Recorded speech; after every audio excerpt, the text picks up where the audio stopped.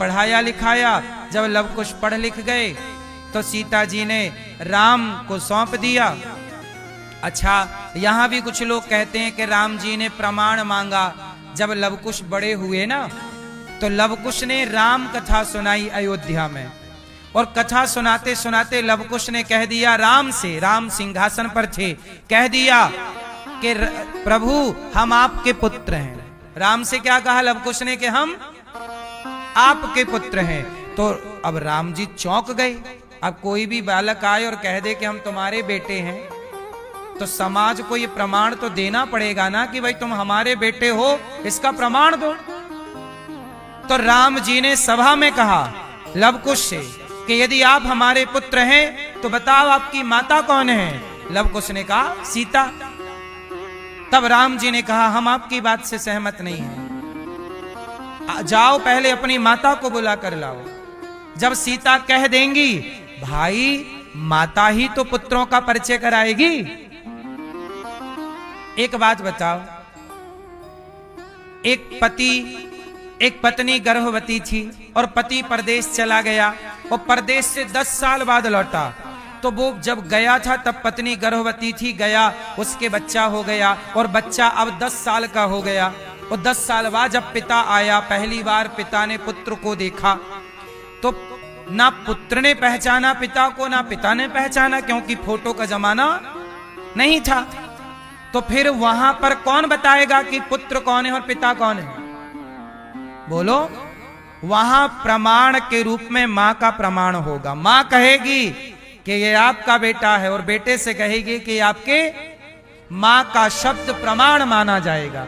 ऐसे ही राम जी ने कहा कि सीता जी को बुलाओ। जब वो कह देंगी कि लव कुश मेरे बेटे हैं, तब मैं मानूंगा कि बात सही है। सीता मैया को बुलाया गया, वाल्मीकि जी लेकर आए। सीता मैया को कौन लेकर आया? वाल्मीकि जी लाए। और वाल्मीकि जी ने कहा राम, ये सीता के 2 पुत्र हैं लव कुश, इनको पढ़ा लिखा कर मैंने योग्य बनाया है। अब सीता मैया ने कहा प्रभु ये दोनों पुत्र आपके हैं, और यदि ये दोनों पुत्र आपके हैं, मैंने आपके सिवा किसी पुरुष का सपने में भी स्पर्श नहीं किया, और मैं गंगा की तरह पवित्र हूं यदि, मैं अग्नि की तरह पवित्र हूं यदि, तो हे पृथ्वी मां आप अपनी गोद में मुझे स्थान दे दो यदि मैं पवित्र हूं तो।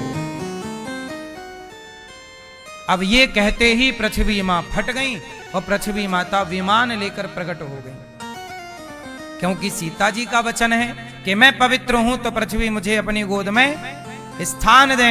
पृथ्वी मां प्रकट हुई, सीता मां देखते देखते विमान पर बैठ गई। सारी प्रजा को क्या चाहिए था? सीता के पवित्रता का प्रमाण। सबको प्रमाण मिल गया। अब सारी प्रजा कह रही है सॉरी, क्षमा कर दो माता, गलती हो गई। सीता मां ने कहा अब क्षमा क्या, अब आप खुश रहिए, प्रसन्न रहिए।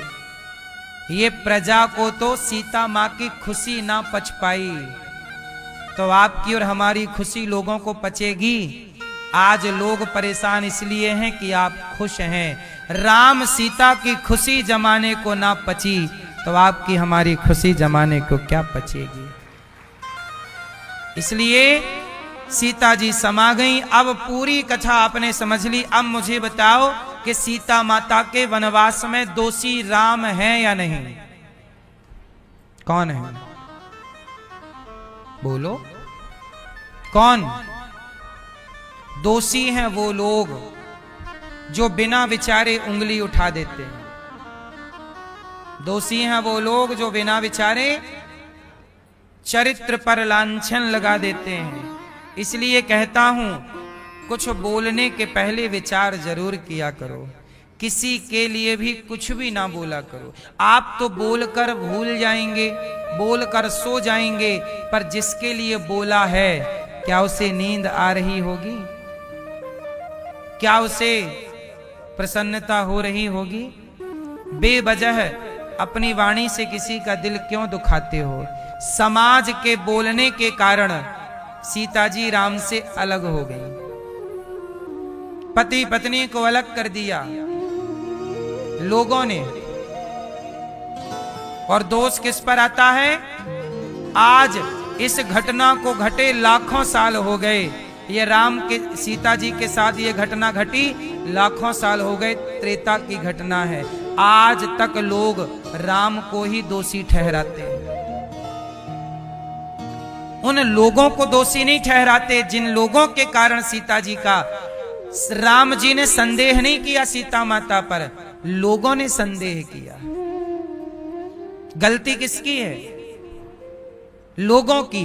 लेकिन गलती लोगों की लोग ना मानकर किसे गलत कहते हैं? राम ने गलत किया। राम ने वनवास क्यों भेजा अपनी पत्नी को? अरे राम राजा है और राजा का धर्म है वो प्रजा की बात सुने। नहीं सुनेंगे तो भी तो लोग कहेंगे प्रजा की बात सुनता ही नहीं राजा। इसलिए मेरी मां, राम होना इतना सरल नहीं है जितना आप समझते हैं। मर्यादा का पालन इतना भी सरल नहीं। मर्यादा का पालन करते करते करते करते राम, आज भी अनपढ़ गंवार लोग जिन्हें रत्ती भर कुछ नहीं आता धर्म का बोध, वो भी राम को गलत कहने में हिचकिचाते नहीं। इसलिए कहता हूं राम को पढ़ो, राम को सुनो, सत्संग करो। राम भगवान है और भगवान इन्होंने कहा कभी गलती नहीं करते। इसलिए कहता हूं थोड़ी सी चर्चा राम की अपने बच्चों को जरूर सुनाया करो, थोड़ा सत्संग जरूर कराया करो, ठीक है। आज राम नवमी है। जीवन में राम ने यही सिखाया है कि समाज की सेवा करो। इसलिए ये दास राम के रास्ते पर चल रहा है। राम जी ने उस जटायु पक्षी का दर्द समझा। आप लोग पक्षियों को मार के खा जाते हैं, आप लोग मतलब जो लोग खाते हैं, लोग पक्षी मार के खा जाते हैं। राम जी ने उस पक्षी जटायु का भी सम्मान किया, अंतिम संस्कार किया। राम ने तो पक्षियों का भी सम्मान करना सिखाया है। राम जी ने तो शबरी माता, आज की भाषा में दलित की बेटी शबरी माता, जिन दलितों को आज समाज में कुछ लोग सम्मान नहीं देते, छुआछूत की दीवार खड़ी करते हैं, राम जी ने त्रेता में ही छुआछूत की दीवार गिराकर शबरी को गले लगाकर मैसेज दिया कि सबको गले लगाओ। यही आपका बड़प्पन है। किसी से नफरत ना करो। राह में आए जो दीन दुखी, सबको गले से लगाते चलो।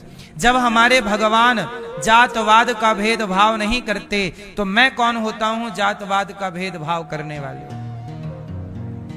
जातियां सनातन में मुख्य कितनी जातियां हैं?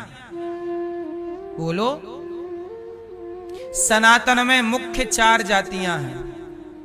अच्छा, मुसलमानों में जातियां होती हैं कि नहीं? जोर से, जोर से, जोर से। हाँ, मुसलमानों में भी जाति होती है। एक पठान जाति है, एक खान जाति है ना? ऐसी तमाम जातियां हैं। मुसलमानों में भी बहुत जातियां हैं। वहां भी पठान मुसलमान अपनी बेटी का ब्याह सबके साथ नहीं करता। खान मुसलमान भी अपनी बेटी का ब्याह सबके साथ नहीं करता। वहां भी जातियां हैं। पर सनातन को बदनाम करने के लिए यहां की जातियों को ज्यादा हाईलाइट किया जाता है। आज मैं आपको एक छोटी सी बात और समझा दूं। हमारे सनातन में कितनी जातियां हैं? जोर से मैया, सुन रही हो ना?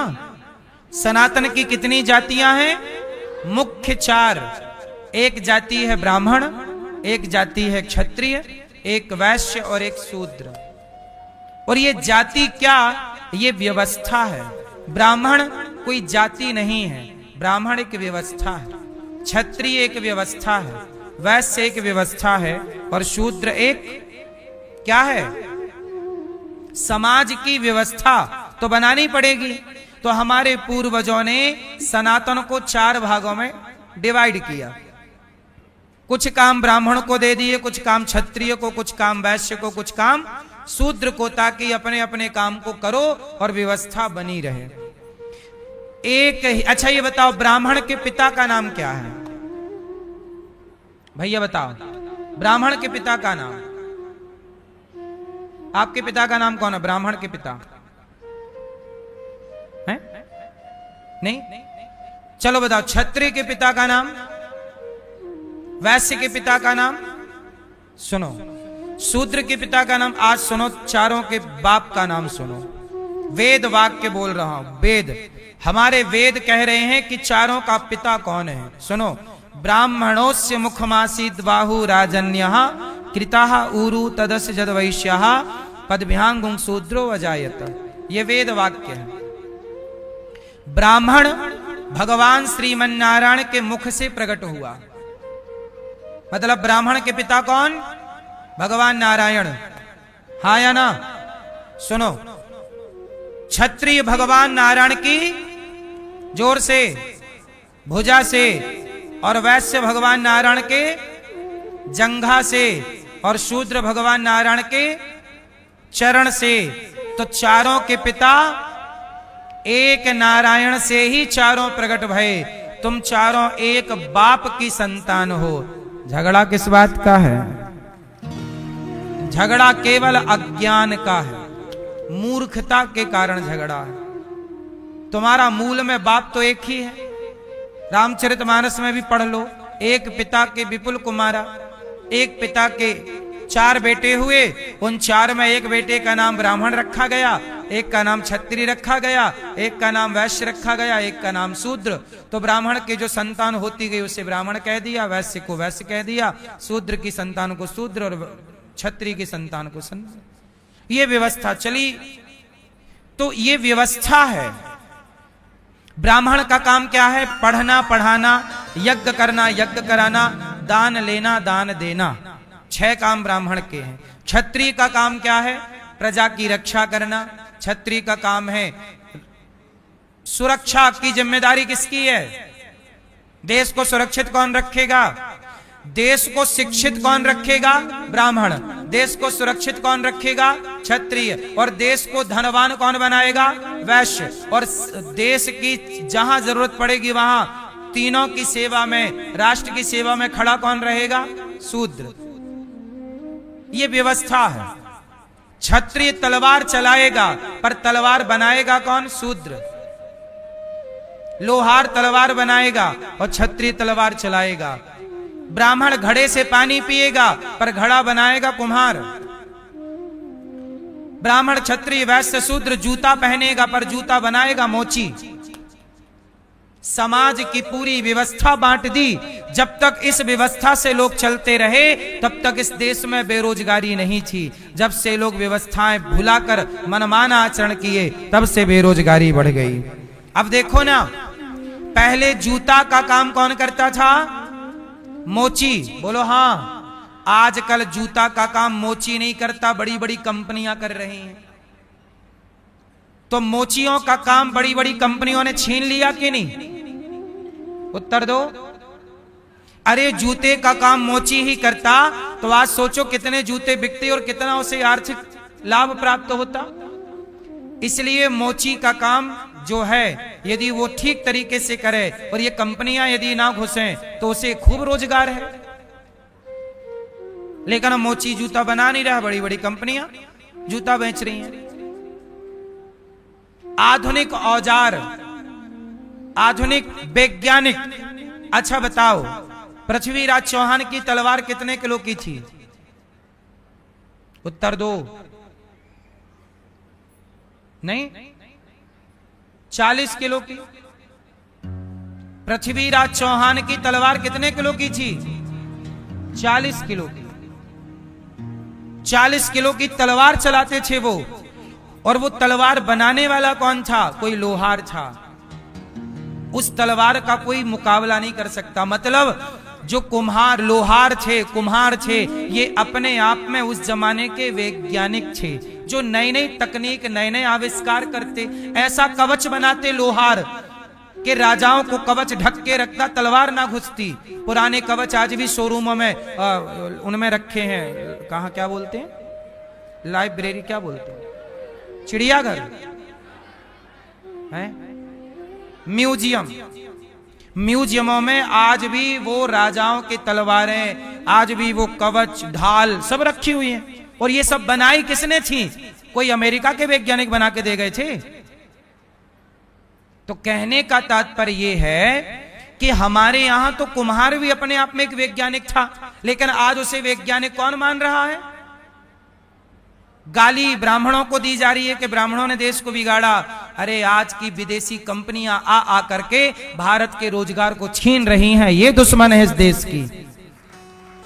मोची का काम छीनने वाला कौन है? शस्त्रों का काम छीनने वाला कौन है? ये पहले युद्ध जीते गए हैं लोहार के बल पे। घड़ा, पहले के जमाने में घड़ा संगीत में भी बजता था, पता है आपको? मटका बजाया जाता था, मतलब कुम्हार को यह पता होता था कि कौन से मटके से कौन सा सुर निकलना है, मतलब वो अपने आप में उसका महारथ था। तो ये सब हमारे यहाँ की कलाएं थी, शिल्प कलाएं। पहले का इंजीनियर कौन था? पहले का इंजीनियर कौन था बताओ? आज जो इंजीनियरिंग पढ़ाई जा रही है, ये ऑलरेडी इंजीनियर कौन थे हमारे यहाँ? लकड़ी का काम करने वाला कौन था? बोलो। बढ़ई और पत्थर। बताओ, जगन्नाथपुरी का मंदिर बना और लाल किला बना और ताजमहल बना, उस जमाने में थोड़ी कोई वैज्ञानिक ने बनाया, उस जमाने में भारत के इन्हीं कारीगरों ने बनाया और ऐसी कला बनाई कि आज तक देखने आते हैं लोग। तो हमारी शिल्पकारी, हमारी इंजीनियरिंग अच्छी थी या नहीं? अब हमारी अपनी इंजीनियरिंग को कोई पूछ नहीं रहा है। इंजीनियरिंग करने लोग अमेरिका जा रहे हैं, लंदन जा रहे हैं, और भारत का ताजमहल खड़ा है। भारत का पुराने महल, पुराने जाके मंदिर देख लीजिए, उनकी कलाकारी देख लीजिए। आप वहां चले जाइए, दक्षिण में राम सेतु देख के आइए। राम सेतु मतलब रामेश्वरम मंदिर देख के आइए, कितना विशाल मंदिर है, भारतीय शिल्पकारों ने बनाया। मतलब हमारे यहां विद्याएं थी, पर अपनी विद्या का घर की मुर्गी दाल बराबर। अपनी विद्या का भारत का दुर्भाग्य क्या है कि भारत के लोगों ने अपनी विद्याओं को महत्व नहीं दिया, लड़ता रहा। अंग्रेज लड़ा के चले गए कि तुम्हें जातियों के नाम पे लड़ना है। अब हमारे यहां यही चलता है, तू बड़ा मैं छोटा, मैं बड़ा तू छोटा, यही लड़ रहा। ब्राह्मण क्षत्रिय वैश्य शूद्र तुम लड़ते गए, फूट डालो शासन करो, अंग्रेजों ने नारा दिया, आपस में लड़ाया। पहले के अंग्रेज लड़ाते थे, आज के नेता लड़ा रहे हैं। जो अंग्रेजों ने काम किया, आज वही काम नेता कर रहे हैं, समाज को लड़ा करके मस्त अपना वोट समेट रहे हैं। बोलो हाँ, ये देश तब भी लड़ रहा था, तब भी गुलाम था। आज बताओ, भारत आजाद है कि गुलाम है? जोर से, जोर से। आज भारत आजाद है कि गुलाम है? जोर से बताओ। आज भी भारत में मैकाले की शिक्षा पढ़ाई जाती है। बताओ, शिक्षा नीति किसने लागू की थी भारत में? मैकाले ने। उसी की शिक्षा नीति आज भी पढ़ाई जा रही है। आजादी के 80 साल होने को आए, क्या जरूरत थी? इन 80 सालों में आप अपनी शिक्षा प्रणाली ना बदल पाए?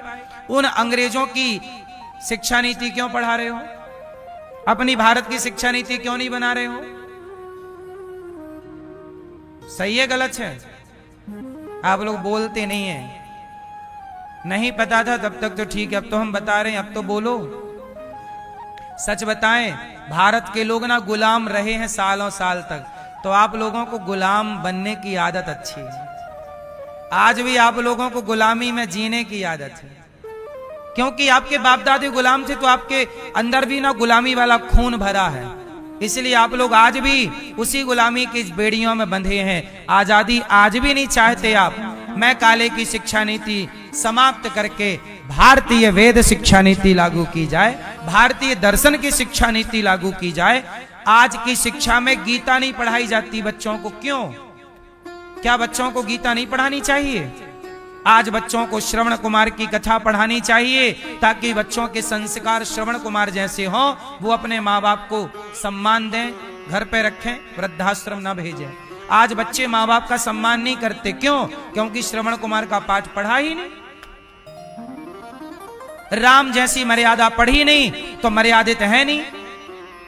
राम जैसा चरित्र पढ़ा नहीं तो चरित्रवान है नहीं। लड़का लड़की स्कूल कॉलेज जाते हैं और वहां सुनसान गलियों में देखो शाम होते ही अंधेरा लगती लड़का लड़की मधुमक्खी की तरह खड़े रहते हैं। ये चरित्र है। आपने अपने बच्चों को पढ़ाने भेजा था, पर पढ़ाने के नाम पर बच्चे चरित्रहीन हो रहे हैं। ये बात सही है कि गलत है? कौन जिम्मेदार है? कौन लेगा इसकी जिम्मेदारी? कोई लेने को तैयार नहीं। इसलिए अभी ये कहना सही नहीं है कि हम आजाद हैं। आजाद तब हो जाओ, आजाद तब मानूंगा मैं इस देश को, जब बच्चों के बैग में भगवत गीता हो, भगवत गीता पढ़ें बच्चे। जब आप शिक्षा में राम का चरित्र पढ़ें और राम के चरित्र को जीवन में, तब मान लो कि देश में आजादी है। निकाय की आजादी है, गीता पढ़ने की आजादी नहीं है। आजकल स्कूल में तिलक लगाने की आजादी नहीं है। आजकल स्कूल में कलावा बांधने की आजादी नहीं है। तो कैसे कह दें कि भारत आजाद है? तुम्हारे बच्चे कॉन्वेंट स्कूलों में जा रहे हैं, बताओ कलावा बांधने की आजादी है? भारत का स्कूल है, हम भारतीय हैं। कलावा बांधने से तुम कौन होते हो रोकने वाले? हम तुलसी की माला पहने, तुम कौन होते हो रोकने वाले? हम तिलक लगाएं, तुम कौन होते हो रोकने वाले? कौन किन लोगों ने अधिकार दिया है कॉन्वेंट स्कूलों को कि तुम बच्चों को रोको? आप कैसे किस अधिकार से कहते हैं कि ये देश आजाद है? आजाद है तो कलावा बांधने की आजादी क्यों नहीं? गले में तुलसी की माला पहन के बच्चे जाएं तो कॉन्वेंट वाले उतरवा देते हैं, क्यों? तिलक साफ करवा देते हैं, क्यों? क्यों जी? ये बात सही कह रहा हूं, गलत कह रहा हूं? इसका मतलब ये देश अभी आजाद, अभी आजाद नहीं, अभी आजादी अधूरी है। अटल जी ने कही थी ये बात कि आजादी अभी, ये अटल जी ने के शब्द दोहरा रहा हूं मैं, आजादी अभी, बोलो आजादी अभी। बताओ तिलक नहीं लगाते, कलावा नहीं बांधते, बताओ क्या मजबूरी है? आजादी अभी, बताओ क्या मजबूरी है? आजादी अभी अधूरी है, बताओ कि गौ हत्या क्यों नहीं रुक रही? क्या मजबूरी है? बताओ क्या मजबूरी है? आजादी अभी अधूरी है। इसलिए मेरी मां, आजादी अटल जी ने कहा था, आजादी अभी अधूरी है।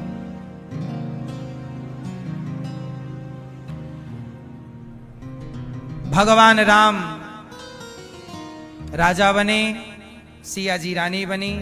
तुलसीदास जी ने इसलिए सीता मां का वो प्रसंग लिखा ही नहीं वनवास का। क्यों? वाल्मीकि रामायण में लिखा, तुलसीदास जी ने नहीं लिखा, क्योंकि सीता जी राम से अलग होते हुए तुलसीदास जी देख नहीं सकते, तो वो प्रसंग लिखा ही नहीं। राम राजा बने, सिया जी रानी बनी। बोलिए सियावर रामचंद्र की जय। हाँ, चारों दुल्हा में राम क्या बने दुल्हा, चारों दुल्हा में बड़का कमाल सखियां। हो आज मिथिला नगरिया ने हाल सखियां, आज मिथिला नगरिया ने हाल सखियां। चारों दुल्हा में बड़का कमाल सखियां। उठाओ हाथ, बजाओ तालियां, जरा झूमते हुए आज राम आए कथा विवाह की।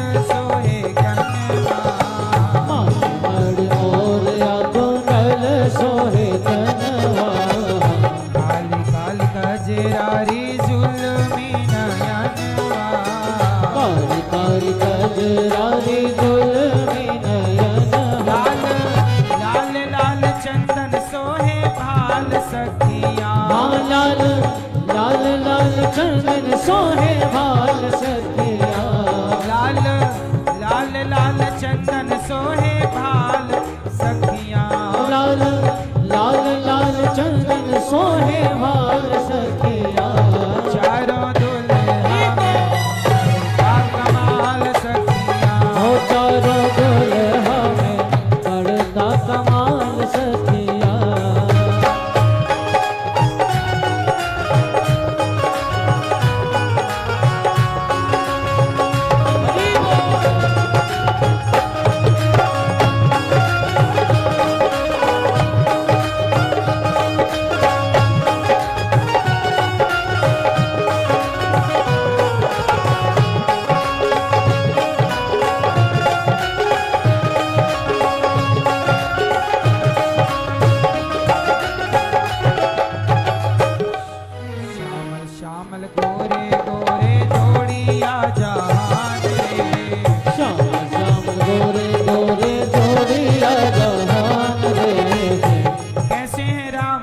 और कैसी है सीता जी।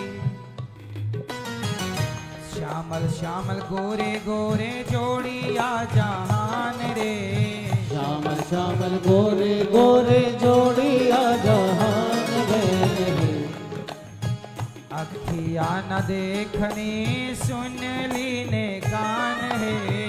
अखिया न देखनी सुन लीने कान है। जुग जुग जोड़ी जुग जुग जोड़िया ये जीवे वे मिसाल सखिया। हो जुग जुग जोड़िया ये जीवे वे मिसाल सखिया। चारों दुल जय हो सखिया। हो चारों दुल्हा में बड़का कमाल सखिया।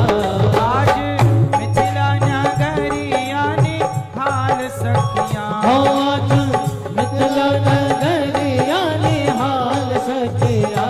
चारों दुल्हा में बड़का कमाल सखिया। हो चारों दुल्हा में बड़का कमाल सखिया।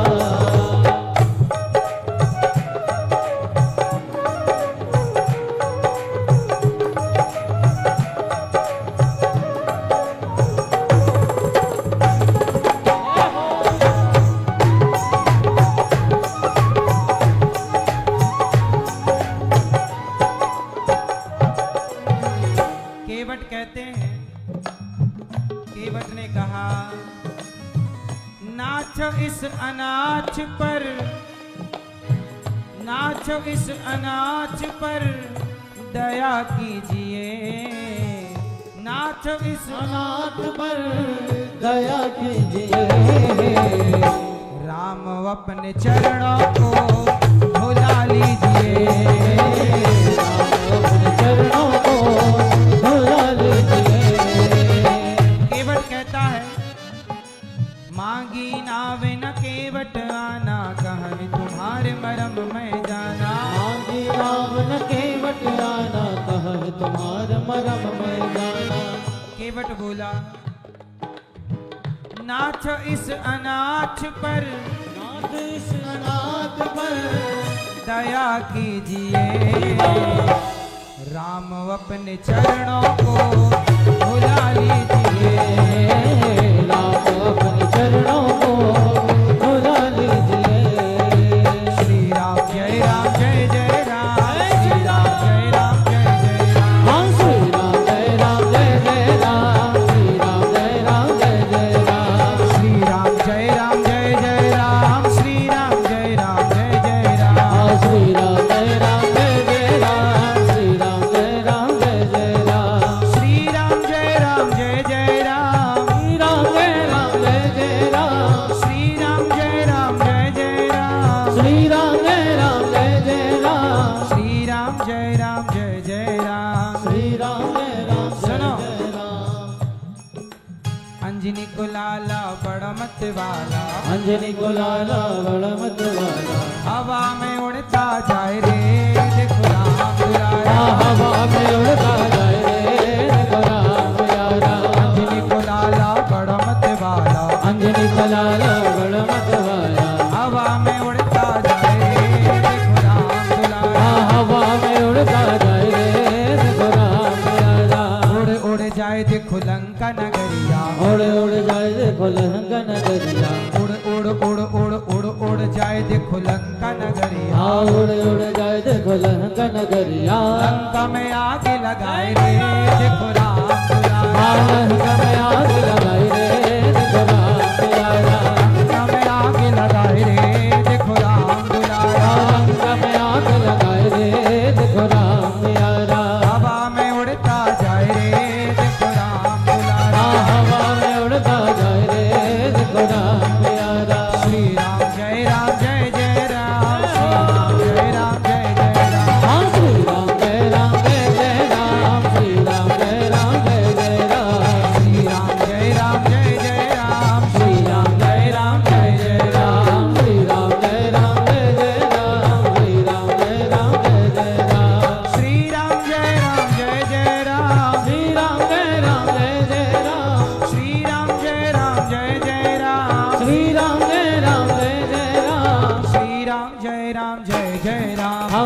राम जय राम जय जय राम श्री राम जय राम जय जय राम हाँ श्री राम जय राम जय जय राम श्री राम जय राम जय जय राम श्री राम जय राम जय जय राम चारों दुल्हा में बड़े का कमाल सखियाँ चारों दुल्हा में बड़े का कमाल सखिया चारों दुल्हा में बड़े का कमाल सखिया चारों दुल्हा में बड़े का कमाल सखिया चारों दुल्हा में बड़े का कमाल सखिया दुल्हा में बड़े का कमाल सखिया चारों दुल्हा में बड़े का कमाल सखिया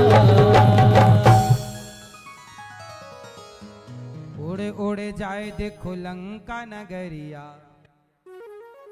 लंका में आग लगाए रे ये तो राम दुलारा अंजनी को ला ला ला ला बड़ा मत वाला हवा में उड़ता जाए रे वो तो राम दुलारा बोलिए हनुमंत लाल जी महाराज की जय। भगवान कृष्ण प्रकट हुए और जब प्रकट हुए उत्सव चालू हुआ आनंद के आनंद भयो जय कन्हैया लाल की उत्सव चालू था कि पूतना मौसी आ गई दूध में अपने आंचल में जहर भर के ले आई भगवान को दूध पिलाना चाहा भगवान ने दूध पिया थोड़ा जहर था जहर पिया दूध फिनिश जहर फिनिश भगवान ने कहा प्राण भी पी ही लूं प्राण पीने लग गए पूतना चिल्लाई बालक छोड़ दो भगवान बोले मौसी जी हम जल्दी से पकड़ते नहीं हैं और पकड़ लें तो फिर कभी भगवान ने पूतना को ऐसे पकड़ा कि छोड़ा ही नहीं मर गई पूतना बड़ी राक्षसी थी भगवान ने मार डाला अच्छा बताओ भगवान मारते हैं कि तारते हैं क्या करें भगवान की भी मजबूरी है पूतना को तार दिया जो गति यशोदा की वही गति पूतना की अहो वकीयम स्तन काल कूटम जिघांसयापा यदाप्यसाध्वी लेभे गतिम धात्रिचितां ततोऽन्यं कं वा दयालुं शरणं व्रजेम। बड़े आश्चर्य की बात है भगवान ने पूतना को तार दिया। नंद बाबा आए शरीर को काट काट चिता पे रखा पूतना के शरीर में आग लगाई सुगंधी निकल पड़ी तार दिया। शकटासुर आया शकटासुर को अभी भगवान छोटे से हैं कि संकट बड़े बड़े हैं पर भगवान आपको मैसेज दे रहे हैं कि हम कितने भी छोटे हों और संकट कितने भी बड़े हों डरने का नहीं जीवन में संघर्ष करने का लड़ने का ये कृष्ण की कथा मैसेज दे रही। आप डर जाते हैं वो कन्हैया छोटे से हैं पर बड़ी पूतना से डरे नहीं शकटासुर से डरे नहीं जो डरेगा वो मरेगा इसलिए जीवन में डरने का नहीं। क्यों मैया जिंदगी एक जंग है जिंदगी एक बताओ किसे नहीं लड़ना पड़ता। क्या चिड़िया को नहीं लड़ना पड़ता? क्या हिरन को शेर से नहीं संघर्ष करना पड़ता? बोलो क्या जंगल के जीवों को संघर्ष नहीं करना पड़ता? अरे मैया सुनो मेरी माँ मैया पानी पीती हो आपके नहीं? बोलो हाँ। जब आप पानी पीती हो आपको डर लगता है? बोलो मैया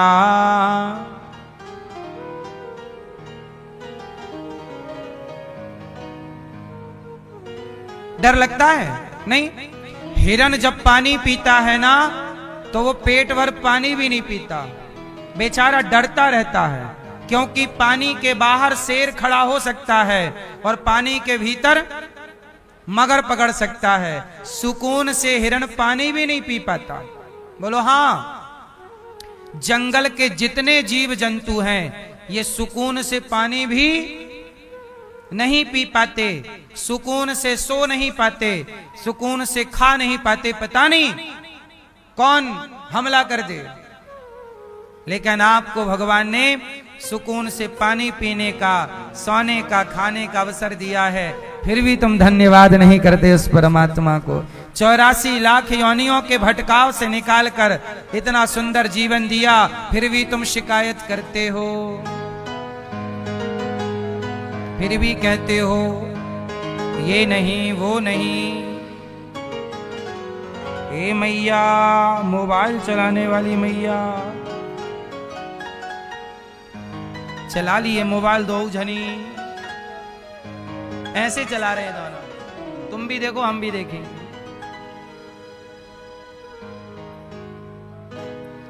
सुनो, ईश्वर का धन्यवाद। पानी पियो तो धन्यवाद प्रभु, सुकून से पानी पी लिया धन्यवाद, वरना जंगल के जीव तो सुकून से पानी भी नहीं पी पाते। भगवान छोटे हैं और संघर्ष आपको जीवन में यही सीखना है। जीवन छोटा पर संघर्ष, लड़ते रहो, बढ़ते रहो, हारो मत, रो ना, परेशान ना हो। चुनौतियां ही चुनौतियां हैं जीवन में। बोलो हाँ। भगवान ने शकटासुर को मारा, तृणावर्त को मारा, गर्गाचार्य जी आए, नामकरण किया भगवान का, भगवान कृष्ण का नाम रखा। अयम हीरोहिणी पुत्रो रमयन सुहृदयो गुणै। इनका नाम राम, बल अधिक होने से बलराम, और यशोदा सुख इदानीम कृष्णताम गतः। इनका नाम कृष्ण। कृष्ण किसे कहते हैं? कर्ष्यतीति कृष्णः, जो सबके चित्त को अपनी ओर आकर्षित कर लें, सबको, सबके चित्त को चुरा लें, इसलिए नाम है चित्त चोर। भगवान क्या है? चोर। क्या चुराते हैं?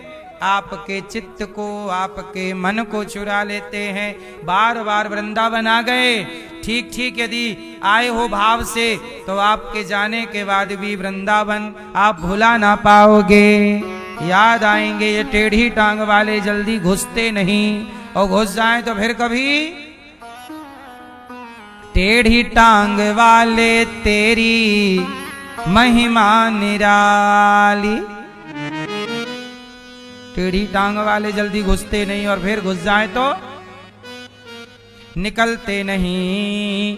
भगवान श्री कृष्ण का नाम है कृष्ण, जो सबको अपनी ओर खींच लें। आप भी देखो ना, खिंचे चले आए। अब भगवान का नामकरण हुआ, अब भगवान थोड़ा बड़े भये, और बड़े जब हुए तो भगवान तोतली भाषा में यशोदा को मैया मैया मैया मैया बुलाए वे लग गए। क्या कह रहे हैं कन्हैया? कहने लगे मोहन मैया मैया, और यशोदा को मैया, और बाबा को, नंद बाबा को बाबा, मैया बाबा। भगवान क्या कह रहे हैं अपने माता पिता को? दादाजी। कन्हैया क्या कहते हैं अपने माता पिता को? जोर से मैया बाबा। क्या कह रहे हैं? जोर से बोलो मैया मैया मैया मैया। ऐसे कहते हैं, मैया मक्खन दे दे, मैया दूध पिवाए दे। अच्छा, आप लोग क्या कहते हो अपनी मैया को? ए मैया। आप क्या कहती हो अपनी मां को बेटा? क्या कहती हो? मम्मी। आप क्या कहती हो अपनी मां को? मम्मी। मम्मी आप क्या कहती हो बेटा? मम्मी आप क्या कहती हो बेटा? मम्मी बेटा आप, मम्मी आप क्या कहती हो बेटा अपनी माँ को? मम्मी आप, मम्मी आप, मम्मी आप, मम्मी आप, मम्मी आप, आप। मम्मी का मतलब क्या हुआ आप बताओ? मम्मी मतलब, मम्मी मतलब होता है मरी हुई। मम्मी मतलब, मम्मी किसे कहते हैं? कई बार जल्दी में आप क्या बोलते? मम्मी कहाँ हो? मम्मी मतलब मरी हुई को मम्मी कहते हैं बेटा। इसलिए कहते हैं मोबाइल कम चलाओ, थोड़ा पढ़ो। मम्मी, मम्मी मतलब, मम्मी मतलब मरी हुई। तो आपकी मां मरी हुई है कि जिंदा है? तो काहे मारना आप चाहती हो? आप चाहते हो कि आपकी मां जल्दी मर जाए? तो आप तो मारे डाल रही हो। मम्मी मम्मी मम्मी बनाने पे तुली हो, जल्दी मम्मी बन जाओ, मम्मी बन जाओ। मम्मी मतलब मरी हुई। मम्मी से मम्मी, हमारा देश गुलाम था, मुसलमान बोलते हैं अम्मी। मुसलमान क्या बोलते हैं अपनी माँ को? अम्मी। तो तुमने चोरी कर ली। मम्मी से, अम्मी से मम्मी, गुलाम तो हो ही ना। गुलामी इतनी लंबी की कि अभी तक खून में गुलामी भरी, निकल नहीं रही है। हम लोग निकाल रहे हैं फिर घुस जा रही है, निकाल रहे हैं फिर घुस जा रही है। 1000 साल तक गुलाम रहे ना आप लोग। अम्मी से, अम्मी जान से आपने चुरा लिया मम्मी। मम्मी भी गलत है और मम्मी भी गलत है। सही शब्द क्या है? माँ, मैया, माताजी। बोलो मैया। कन्हैया क्या बोलते हैं? कहने लगे मोहन मैया मैया। आप क्या बोलेंगे अपनी माँ को? माँ कहो, मैया कहो, माता जी कहो। मम्मी कहना सही है? मम्मी कहना मतलब माँ को मारना। यह एक तरह की गाली है माँ के लिए। जल्दी मम्मी हो जाओ, मम्मी। अच्छा, तो अब से क्या सुधार कर लोगे? क्या बोलेंगे? माँ, मैया। क्या बोलेंगे? मैया। ठीक है, ठीक है बेटा। चलो अब पापा। आप पिताजी को क्या बोलती हैं? पापा आप, पापा आप, पापा आप, पापा आप। पापा का मतलब क्या? पापा का मतलब होता, पापा एक तरह की गाली है जो संस्कृत में दी जाती है। पापा एक तरह की गाली है। पापा का मतलब होता है पाप। अब ये आपका बाप है कि पाप है? पापा शब्द का अर्थ पिता नहीं होता। संस्कृत थोड़ा सनातनी हो, पढ़ो।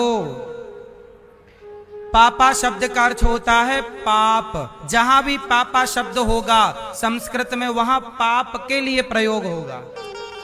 संस्कृत में पापा शब्द कहां प्रयोग होता है? पाप के लिए। तुलसीदास जी ने चौपाई लिखी, उसमें एक शब्द है कलयुग का यह परम प्रतापा, मानस पुण्य हो या नहीं पापा। यहां पापा शब्द का अर्थ बताओ क्या है? चौपाई कर छाप ही लगाओ। कलयुग का यह परम प्रतापा, मानस पुण्य हो या नहीं पापा। ये आपके पापा जी आ गए चौपाई में। अब अर्थ लगाओ। अर्थ लगेगा, यहां पापा शब्द का अर्थ लगेगा पाप। ए भैया, गूगल से पूछ रहे हो? गूगल और चैट जीटीपी तो आपको यही बताएंगे, क्योंकि गूगल को और चैट जीटीपी, क्या चैट जीटीपी होता है? जीटीपी जो भी होता है पूछ लेना आप, उसको संस्कृत का ज्ञान नहीं है। गूगल को और ये जो आप नाम ले रहे हैं चैट जीपीटी, चैट जीपीटी को, गूगल को संस्कृत का ज्ञान नहीं है। इसलिए आप उनसे पूछोगे कि पापा का अर्थ क्या, तो वहां पिताजी बोलेंगे वो। लेकिन वास्तविक में जो संस्कृत जगत के आप भारतीय दर्शन को पढ़ेंगे और सनातनी ज्ञान को जानते और सम्मान करते हो, तो वहां पर पापा शब्द का अर्थ आपको क्या मिलेगा? पाप। तो बताओ, आप अपने बाप को गाली क्यों देते हो? पाप कहीं का। पापा मतलब पाप।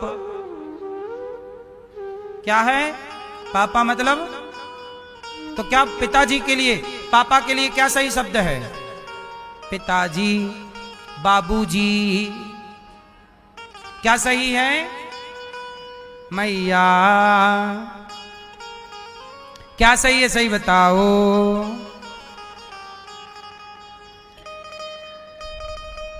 सच बात पूछती हूँ, बताओ ना बाबूजी, छुपाओ ना बाबूजी, कि याद मेरी आती नहीं। सच बात पूछती हूँ, बताओ ना बाबूजी, छुपाओ ना बाबूजी, कि याद मेरी आती नहीं। तो सही शब्द क्या है?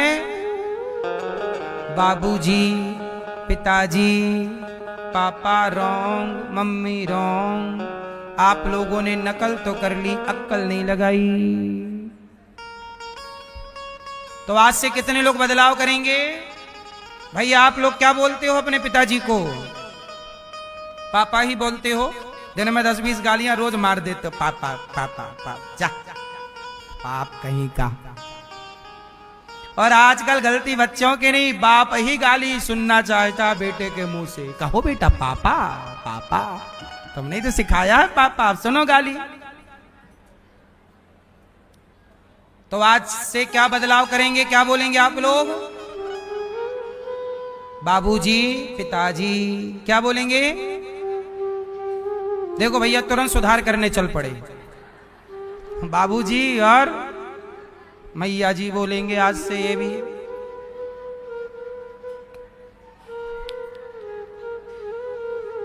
अब सुनो मेरी मां, भगवान श्री कृष्ण ने राक्षसों का उद्धार जब किया,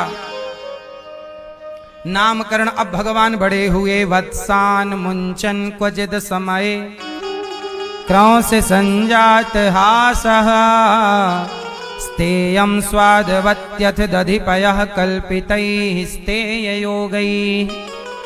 भगवान ने छोटे छोटे बछड़ों को खूंटे से खोल देना। भगवान की शिकायत करने गोपियां गईं। अरे मैया, तेरे लाला ने माखन चोरी कर लियो। भगवान क्या करते? गोपियों ग्वाल वालों के संग लेते और मटकी छींके पे रखी होती, ग्वालों का गोला बनाते, कंधे पे पांव रखते, चढ़ते मटकी तक पहुंचते, ग्वालों गोला बनाते, मक्खन का खाते और सब ग्वालों को ये भगवान चोरी करते। गोपियां शिकायत, अरे मैया यशोदा सुन, का है गो बहन, काय चिल्ला रही है, गला काय फाड़ रही है? अरे मैया तो को पतो ना है, तेरे लाला ने चोरी करी है। मैया बोली, राम राम राम राम, मेरे लाला ने चोरी करी, मेरे घर में तो कछु चीज की कमी ना है। का चोरी करी? सखियां बोली, ऐसे ना बताऊंगी, पहले अपने छोरा को बुला। अब आवाज लगा रही है मैया, अरे कन्हैया, ओ लाला। कन्हैया बोले, हाँ मैया का है गो? अरे लाला, यहाँ ये सखियां तेरी शिकायत करवे की ताई आई हैं। अब छोटे से कन्हैया आए, छम छम पायल बज रही है, कमर में मैया ने करधन बांध रखी है और सुंदर सी बांसुरी खुशी है, बालों का जूड़ा बना के मोर पंख लगाया। जब कन्हैया चलते हैं ना, ये गोपियां शिकायत विकायत करने नहीं आई, कन्हैया को टुकुर टुकुर देखने आई थी। ये देखने का बहाना, अब बहाना कैसे बनाए? तो तेरे लाला ने चोरी करी, तेरे लाला ने हमारे घर में घुस के चोरी करी है। अब कन्हैया आए, का है गो मैया? अरे लाला, ये सखियां तेरी शिकायत करवे की ताई आई हैं। अरे मैया, का शिकायत कर रही हैं? अरे कहें तू चोरी की हो है। अरे मैया, मैं बता, मैं चोर लगूं का चोरी करी मैंने सखी तेरी? अरे लाला, बड़ो होशियार बने, हरिश्चंद्र बने, चोरी ना करी, मेरे घर में घुस के तेने माखन ना खायो। कन्हैया बोले, अरे मैया तू ही बता, मेरे घर में 9 लाख गैया हैं, मक्खन के ढेर लगे हैं, ये सखी के घर माखन चोरी करवे काहे को जाऊंगा? ये या के घर में तो सड़ो माखन है, हमारे घर में तो ताजो है। सखियां बोली मैया देख तो सही, मक्खन खाए के बाद दारी को कहे लाला। कन्हैया बोले सखी तैने सड़ो माखन धर राख्यो है, मक्खन खा जाए और बाद में कहे तैने सड़ो माखन धर राख्यो है। सखी बोली सुन मैया तेरे लाला ने गजब कर दियो। एक दिन कहा भयो कि मैं सवेरे 4 बजे उठी और जब मैं उठी तो मैं नींद में थी। घर में खटपट खटपट की आवाज आई, मुंह को लगा बिल्ली घुस गई का। और दारी के ने मैया तेरे लाला घर में घुसे चोरी करे, मक्खन चुरा रहे थे। मैंने देखी और मैंने देखी कि लाला चढ़ो ग्वालन के संग मेरो छोरा भी थो। और जैसे ही मैं दौड़ी भागो तो मैंने या कन्हैया के हाथ पकड़ लिए। वो बोली चल तेरी मैया से शिकायत करूं। तो मैया बोली तू वादिन तो आई ना है। अरे मैया बात तो सुन, जब मैं तेरे लाला की शिकायत करवे की ताई या को हाथ पकड़ के रंगे हाथों तेरे पास लेके चली तो रास्ते में दारी के ने कहा कि सखी हाथ तने कस के पकड़ राख्यो है। सखी बोली कन्हैया बोले हाथ तो बदल ले। तो मैंने अब कहा ठीक है दूसरा हाथ दे अपना। तो इसने मेरे देवर का ही हाथ पकड़ा दिया, अपना हाथ छुड़ा लिया। और उस दिन तो को पतो ना मैया मैं अपने देवर को लाई, तने मजाक की और तूने भगा दियो मोको। वाई दिन की घटना है, सखी का देवर ही पकड़ा दिया मैया ने या कन्हैया ने। और सखी दौड़ी दौड़ी गई, हाँ मैया देख तेरे लाला को रंगे हाथों लाई। मैया आई कहा मेरो लाला, ये देख तेरो लाला। मैया बोली दारी सखी ये मेरो लाला है कि तेरो देवर है। पहले के जमाने में क्या है ना कि देवर भी छोटे छोटे होते थे, क्योंकि यहाँ बहू के भी बच्चे होते रहते थे, सास के भी होते रहते थे। कई बार भतीजे बड़े होते थे, देवर छोटा होता था। बोलो हाँ हाँ कि ना। तो सखी देवर कन्हैया ऐसे करे मैया।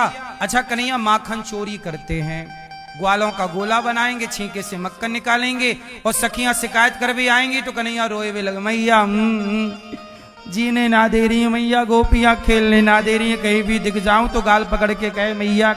सखी कहे लाला शादी करेगो मेरे से। मैया तू ही बता, मैं छोटो से कन्हैया बुढ़िया से ब्याह कैसे करूं। अब मैया बोली लाला सखियो जब तक हमारे लाला को रंगे हाथ होनाए पकड़ोगी हम तुम सबन की बातन को भरोसा ना करेंगे। अब सारी गोपियां चली गईं और मटके के ऊपर घंटी लटका दी कि रंगे हाथों कैसे पकड़ेंगे, मटकी मक्खन चुराने आएगा घंटी बजेगी। अब भगवान ग्वालों के संग गए चोरी करने तो घंटी महारानी लटक रही थी। भगवान बोले घंटी मंदिर में जगह कम पड़ गई कि आज मटकी पे लटकी पड़ी हो।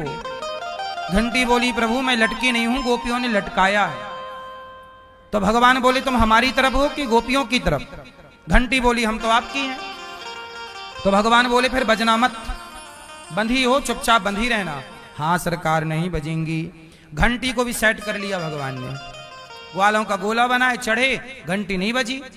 सारा मक्खन खा लिया, सबको खवाया, मंगल मन सुखा श्री दामा सब खाओ। और जब सबको खवाए के नेक थोड़ा मक्खन भगवान खाए हुए लग गए तो घंटी टन टन टन टन टन टन टन टन करके बजवे लग गई। भगवान बोले घंटी काहे क्यों बज गई, काहे बज रही है। घंटी बोली प्रभु जब जगत के लोग खाएं तब मेरा बजना जरूरी नहीं होता, पर जगन्नाथ आप भोग लगाएं और मैं ना बजूं कैसे होगा। और जैसे ही घंटी बजी गोपियां दौड़ी तो ग्वाला सारे नीचे के भाग गए, भगवान लटके रह गए मटकी में।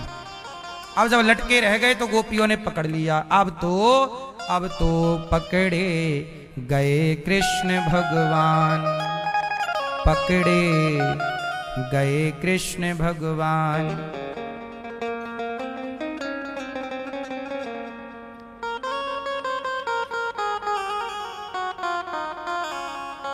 पकड़े गए भगवान।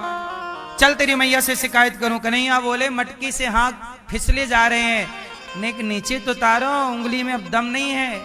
ओहो हो अच्छा तुम्हारी उंगली छोटी छोटी है ना कन्हैया, अच्छा लाओ कंधे पे पांव रखो। अब सखी ने कंधा दिया, हाथ पकड़ा, नीचे उतारा। चल तेरी मैया से शिकायत कर, चोरी करने की क्या जरूरत है, मांग के खा ना सके। कन्हैया बोले सखी मांग के खाए हुए में मजो ना आए, जो चोरी करके खाए हुए में मजा है ना वो मांग के खाए हुए में मजो ना आए।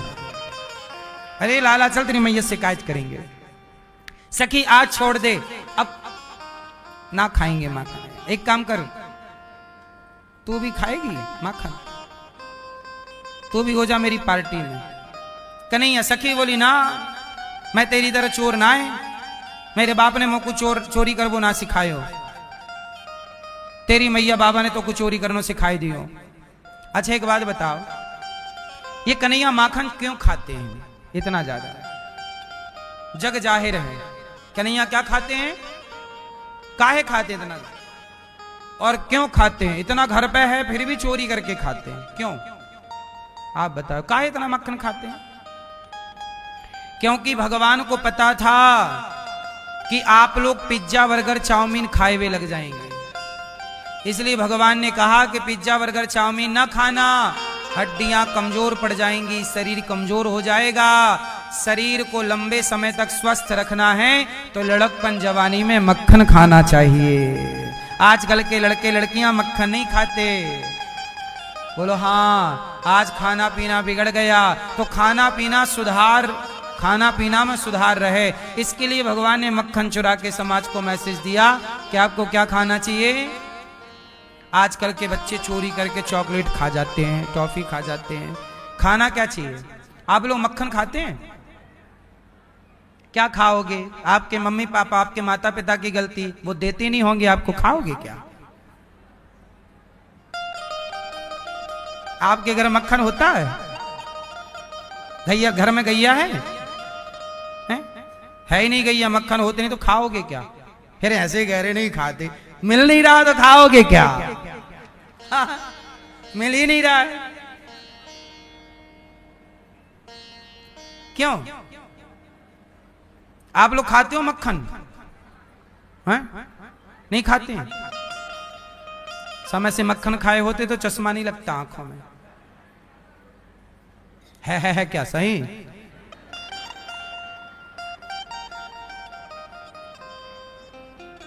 भैया कहां चली मक्खन खाने? खा के जल्दी आओ, कन्हैया की पार्टी में सम्मिलित होने जा रही हो। सुनो मेरी मां, बच्चों को क्या खिलाया करो? आजकल के माता पिता ही लापरवाह हैं। बच्चों को चाउमीन पिज्जा बर्गर खिलाएंगे, कमजोर करेंगे, बाद में रोएंगे बच्चे को ये बीमारी वो बीमारी। लड़कपन में बच्चों की हड्डियां मजबूत होती हैं, बच्चे जो भी खाते हैं उनका खाने से शरीर विकसित होता है। उस समय जितना पौष्टिक आहार दोगे उतना अच्छा शरीर होगा, और जितना कमजोर आहार दोगे उतना कम। आप लोग अपना सोचो कि आप लोग क्या खाते थे? हेल्दी चीजें थी। आप लोग तो जब गेहूं खाते थे बिना यूरिया डीएपी का, ओरिजिनल था, उस जमाने में था भी तो कम, उस जमाने में सब सही था। आजकल मिलावट है, इसलिए बच्चों को शुद्ध दूध, शुद्ध दही, शुद्ध घी, शुद्ध मक्खन के लिए घर में एक गैया तो रख लो। घर में शुद्ध गैया, बाजार का दूध लाते हो, जर्सी गाय का, जर्सी का दूध होता है। गाय का दूध कहां मिल रहा है? जर्सी का। वो कोई दूध है? अब आपको क्या क्या समझाएं मेरी मां, 1000 बार तो समझा चुके हैं, अब समझाने का टाइम भी नहीं रहा। पैकेट बंद तो सामान आप लोग खाते हो। आप लोग बाजार का जूस पीते हैं कि नहीं?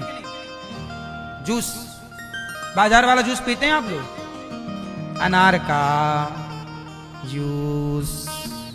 अच्छा बताओ, ओरिजिनल अनार का जूस आप घर पे बनाओगे तो कितनी देर में खराब हो जाएगा जूस, यदि नहीं पियोगे तो? जोर से, ए मैया, तुम अपनी बेटी और अपने बेटों को घर में जूस बना के और दिखाओ कि बेटा देख ये जूस हमने बनाया, सवेरे शाम तक वो खराब हो जाएगा। बोलो हाँ। हम गलत बोल रहे हैं तो बोलो ना, गलत बोल रहे हैं। सवेरे जूस बनाओगे, शाम तक जूस, कोई भी जूस खराब हो जाएगा। बोलो हाँ, बोलो हाँ। और वही जूस बाजार में 1 महीना पुराना, 2 महीना पुराना, 6 महीना पुराना मिलता है, तो वो खराब क्यों नहीं होता? चलो आप बताओ। क्योंकि उसमें जूस नहीं होता बेटा, केमिकल होता। तो आप जूस नहीं पी रही हो, क्या पी रही हो? जहर पी रही हो। ये बात तुम्हारी माँ बाप को समझ में नहीं आई तो किसी से अब क्या कहना।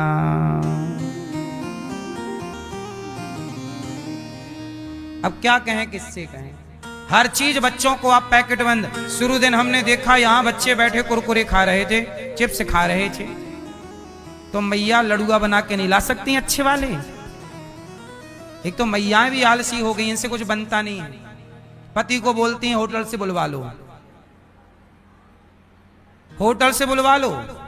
होटल का खा पाई हैं तो घर में अच्छे नहीं लग रहा। ये होटल का खाना पीना ही तुम्हें बिगाड़ देगा। इतने ग्रेवी वाला भोजन करोगे मर नहीं जाओगे समय के पहले। ये भोजन जहर है। बाजार का कैसा तेल यूज कर रहे हैं, कैसा घी, कहां पनीर बाजार में मिल रहा है। कोई तुम्हारे दादाजी बैठे हैं वहां ओरिजिनल पनीर और घी लेके, बोलो। लेकिन अब तुम्हें समझाए कौन? लापरवाह तो हो। खाना पीना बेहतर कहां का है? घर का। इसलिए पैकेट बंद चीजों से बचो। तेल भी मैं आपको कहता हूं कि सरसों खरीद लिया करो 10-5 किलो। और जब तेल सरसों की जरूरत पड़े तो मशीन आती है 10-5 हजार की, सरसों डालो तुरंत तेल निकल जाता, वो तेल यूज करो। अलसी डालो तुरंत तेल निकल जाता है। मूंगफली डालो ताजा तेल। बाजार के रिफाइंड तेल से बचो, ये जहर है। बाजार में घी, कौन सा घी सही है बताओ? एक घी का नाम बताओ जो सही है। कह सकते हो दावे से कि ये घी सही है? बोलो। घी वही सही है जो घर पे बन रहा है। दही, और दही से फिर मंथन, वही घी है। अब बाजार की चीजें आप खा पाए हो तो भगवान जाने हम सही कह रहे हैं गलत कह रहे हैं। इसलिए बच्चों को थोड़ा लंबा, 50 साल में ही ये बच्चे बुढ़े ना हो जाएं तो कह देना, आज के जो बच्चे जनरेशन है, क्योंकि आपका खान पान बिल्कुल दूषित है।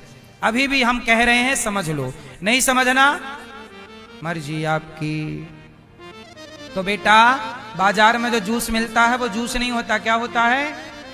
तो आप केमिकल क्यों पीती हो? चिप्स वगैरह खाते हो। ये चिप्स इतने दिन तक, कोई भी चीज आप घर पे चिप्स बनाना कितने दिन में खराब हो जाएगी देख लेना। और बाजार की कोई भी चीज खराब नहीं होती। क्यों? क्योंकि हर चीज में केमिकल होता है। यहां तक कि जो आटा बोरी वाला उसमें केमिकल होता है। आटे की आयु 15 दिन होती है, 15 दिन बाद आटे में कीड़े पड़ जाते हैं, बोलो हाँ। लेकिन बाजार में जो बोरी वाला आटा पैकेट बंद है, 2-2 महीना 6-6 महीना पुराना, आटा खराब नहीं हो रहा। क्या मिला रहे हैं? कुछ तो मिला ही रहे, मतलब आटे के संग कुछ और भी आपके पेट में जहर जा रहा है। इतनी सी बात। और दवाई वाली कंपनियां तो मजे कर रही हैं। आप बीमार, भारत की कंपनियां यही चाहती हैं कि आप बीमार पड़ो, क्योंकि बीमार पड़ोगे हॉस्पिटल जाओगे, हॉस्पिटल में बढ़िया बिल तैयार होगा। ये सिस्टम ऐसे ही चलता है, बोलो हाँ। लेकिन आपको कौन समझाए? हम तो समझा समझा के बुढ़े हो गए।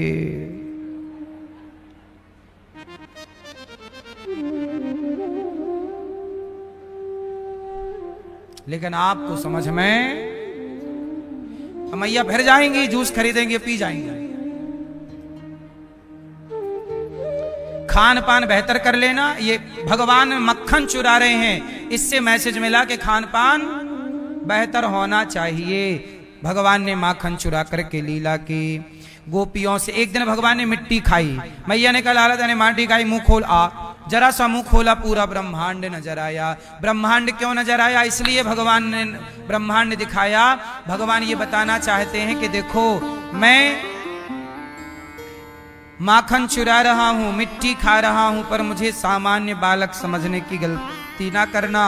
वो भगवान है, लीला कर रहे हैं। सिर्फ क्या कर रहे हैं? लीला कर रहे हैं। और लीला के चक्कर में ये सब करना पड़ रहा है। इसलिए बता रहे हैं कि मैं लीला के लिए अवतार लेकर आया हूं। पूरे ब्रह्मांड को मुख पे रखने के, घूमने की ताकत है। इसलिए उन कृष्ण को आप भगवान ही समझो। माखन चुराते हैं तो ये मत समझ लेना कि कोई सामान्य बच्चा है। राजा परीक्षित जी ने सवाल कर दिया, गुरुदेव ये यशोदा मैया ने कौन सा पुण्य किया कि जगत के पालनहार को दूध पिलाने का, सेवा करने का, उनको नहलाने का, गोद में बिठाने का, हृदय से लगाने का इन्हें इतना मौका प्राप्त हुआ। जितना यशोदा मैया को कन्हैया का प्यार मिला और जितना सुख इनको मिला, आज तक धरती पर किसी को इतना सुख भगवान का नहीं मिला जितना सुख यशोदा दूध पे जो सबका पेट भरने वाले भगवान हैं, आज उनका पेट कौन भर रहा है? यशोदा मैया कह रही है तेरा पेट भरूंगी दूध पिला के। परीक्षित जी ने पूछ लिया कौन सा पुण्य किया कि जगत के पालनहार की मां बनने का सौभाग्य मिला। तब इनके पूर्व जन्म की कथा सुनाई परीक्षित जी को सुखदेव भगवान ने। द्रोणो वसुनाम प्रवरो धरया सह भार्यया। ये यशोदा पिछले जन्म में धरा नाम की स्त्री थी। बहुत ध्यान से सुनिएगा, यशोदा मैया पिछले जन्म में कौन थी ये सुनिएगा। यशोदा मैया पिछले जन्म में कौन थी? इनका नाम था धरा।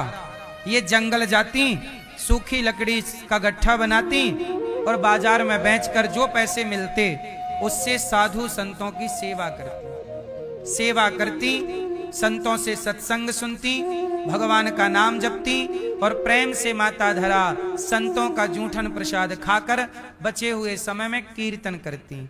यही रोज का काम था, सेवा, कथा और नाम जप। ऐसे जिंदगी गुजर रही थी। करते करते वर्षों बीत गए। यशोदा माँ का पुण्य बढ़ गया, धरा माता का पुण्य। अब सेवा करोगे तो पुण्य बढ़ेगा। एक दिन भगवान ने इनकी परीक्षा लेनी चाहिए, इनकी सेवा की परीक्षा। चलो सेवा की परीक्षा लेते हैं। तो माता धरा के द्वार पर भगवान संत बन करके आ गए और कहा माता भूख लगी है, कुछ भिक्षा मिलेगी। माता के घर में उस दिन अन्न का एक भी दाना नहीं था। उस दिन अन्न का, और साधु आ गए कह रहे हैं भूख लगी है। अब माता धरा बोली महाराज आप बैठिए, तब तक स्नान करिए, मैं आपकी व्यवस्था करती हूँ। अब कोई माता कैसे कह दें कि मेरे घर में अन्न नहीं है? याद रखना भक्तों, आप गृहस्थों के द्वार से कोई भूखा चला जाए इससे बड़ा कोई पाप नहीं है गृहस्थ का। आपके द्वार से कभी कोई भूखा ना जाए, ये ध्यान रखिएगा। गृहस्थ का भी धर्म होता है। माता धरा बाजार गईं, कहा उधार दे दो भैया, थोड़ा मेरे द्वार पे संत आए हैं। सबने मना मना मना, सबने मना कर दिया। एक आदमी मिला, बोले मैं तुझे दे तो दूंगा पैसा, पर बदले में कुछ देना पड़ेगा। माता धरा बोली बदले में कुछ होता तो मैं गिरवी रखती, क्यों बेच देती और आपको दे देती। वह व्यक्ति बोला कि नहीं मुझे कोई वस्तु नहीं चाहिए। क्या चाहिए फिर आपको? उस आदमी ने धरा को देखा, धरा बहुत सुंदर थी। धरा की सुंदरता वो लट्टू हो गया, बोला कि तुम बहुत सुंदर हो, यदि तुम अपने स्तन हमें दे दो तो हम तुम्हें बदले में पैसा दे देंगे। माता धरा समझ गई उसके विचार को, किसकी नियत में खोट है। ये हमारा शरीर चाहता है, चमड़ा की प्यास है, चमड़े की प्यास है। माता धरा बोली कि मैं आपको पैसे लौटा दूंगी, संत आए हैं। उसने कहा नहीं, बदले में तुम अपने स्तन दोगी तो ही हम आपको पैसा देंगे, वरना जाओ। अब माता धरा ने सोचा कि ये मांग क्या रहा, शरीर मांग रहा, और ये शरीर एक दिन चिता पे जलेगा। यदि इस शरीर को देने से संतों की सेवा हो जाए तो बुराई क्या है। माता धरा बोली ठीक है, क्या चाहिए तुम्हें? बोला तुम्हारे स्तन बहुत प्रिय लग रहे हैं मुझे, अपने स्तन दे दो। माता धरा ने कहा ठीक है। उसने पैसे रख दिए, बोले ये रहे पैसे, अब स्तन दो। अच्छा, उसने मांगा अलग भाव से था। माता ने कहा तुम्हें स्तन चाहिए, मैं देती हूं। माता ने वहां पड़ी चाकू उठाई और चाकू से अपने स्तनों को काट दिया और कहा कि तुझे स्तन ही तो, तूने स्तन ही तो मांगे हैं। काट करके अपने स्तनों को उसके हथेली में रखा, ये ले मेरे स्तन तू रख, अब मुझे जाना है। पैसे लिए माने उतने जितने की आवश्यकता थी। बाजार गई, साग सब्जी इत्यादि खरीदा, संतों के लिए भोजन परोसा और छाती में घाव हो गया, रक्त बह रहा, खून बह रहा। माता ने कपड़े से बांध दी छाती, खून तो बह ही रहा था। उसी हालत में भोजन बनाया, संतों को बिठाया, परोसा। संतों ने देखा कि माता ये आपके शरीर से खून कैसा। माता धरा ने कहा पहले भोजन करो, फिर बताऊंगी कि खून कैसा। नहीं नहीं, संतों ने कहा आपको कष्ट है और हम भोजन करें, पहले अपने कष्ट का कारण बताओ, क्या बात है। तब माता धरा ने कह दिया कि हमारे द्वार पे अन्न नहीं था जब आप आए, मैं उधार मांगने गई, किसी ने नहीं दिया, पर किसी एक भले व्यक्ति ने कहा कि तुम अपनी छाती हमें दे दो, हम तुम्हें पैसे दे देंगे। तो मैं क्या करती अपने चमड़े का, उन्होंने मेरे से स्तन मांगे, मैंने दे दिए। यदि शरीर का टुकड़ा देने से संत सेवा होती है तो मैं संत सेवा करूंगी। और जब ये बात कहा तो वो साधु थे ही नहीं, संत नहीं भगवंत थे। भगवान रोने लगे, माता तुमने साधु सेवा में अपने शरीर का दान कर दिया, स्तनों को काट डाला, छाती काट डाली। माता हम ऋणी हो गए, अब ये ऋण चुकाने के लिए हम तो आपकी परीक्षा इसी जन्म में लेने आए, पर आपने हमें ऋणी बना दिया। अगले जन्म में हम आपके एक एक बूंद जो आपने खून बहाया है अपनी छाती का, एक एक बूंद का हिसाब चुकाएंगे और अगले जन्म में आपका बेटा बनकर आपका दूध पीकर आपके स्तन दान का ऋण चुकाएंगे, आपके साधु सेवा का ऋण चुकाएंगे। वही धरा इस जन्म में यशोदा बनी, इसलिए भगवान दूध पी रहे हैं मैया का। याद रखना मेरी मां, आप जो दान करते हैं वही पाते हैं। धन दान करेंगे तो धनवान बनेंगे,